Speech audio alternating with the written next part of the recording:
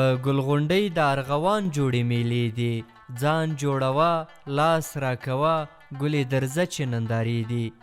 د پروان د ښایسته ولایت په یوه څنډه کې د ګلغونډۍ په نوم د ارغوان په ښایسته ګلونو پوښلې دغه غونډۍ ته سلګونه کورنۍ د میلې او چکر لپاره راغلي دي.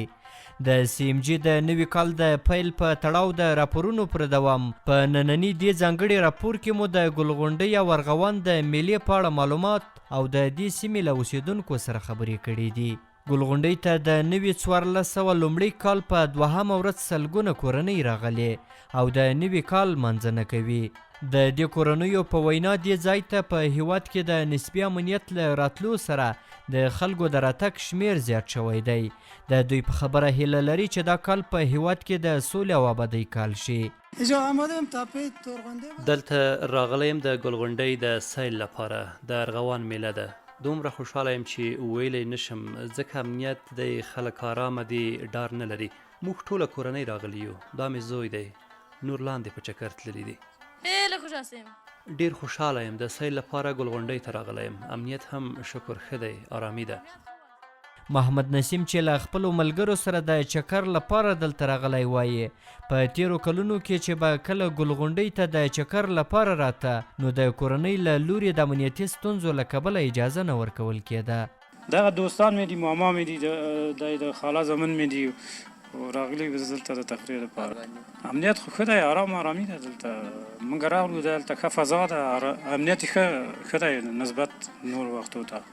والا تیر کلونه خو داسې یو وخت و چې امنیت نه و، نو داسې چا داسې زړه نه کوي چې داسې ځایو ته لاړ شي د تفریح لپاره. سږکال انسان د خدای ښه دی، ښه فضا ده، ښه امنیت دی. وروره خدای دې وطن کې صلح راولي.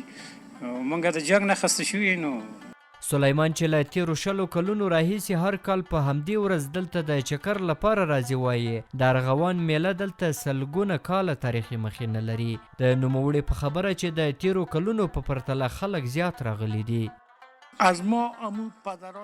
زموږ پلار او نیکونو به دا ورځ لمانځله. دلته به زیاتره کورنۍ راتلې او په شپو به دلته وي. دا یو ډیر تاریخي او د چکر لپاره امن ځای دی. ګلغونډۍ ته راغلي کسان وایي هیله یې دا ده چې د نوي کال له پیلېدو سره پر هیواد باندې روان اقتصادي بندیزونه پای ته ورسیږي او دا وضعیت نور ختم کړل شي.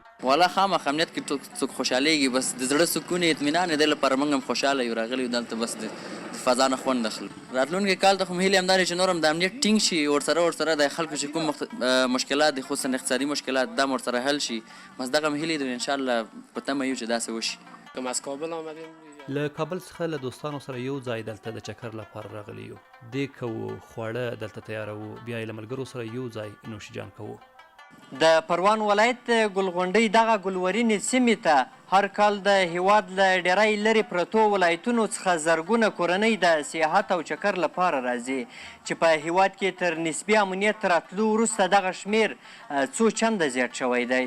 احسان الله کریمي، سی ام جی، د پروان ولایت ګلغونډۍ سیمه.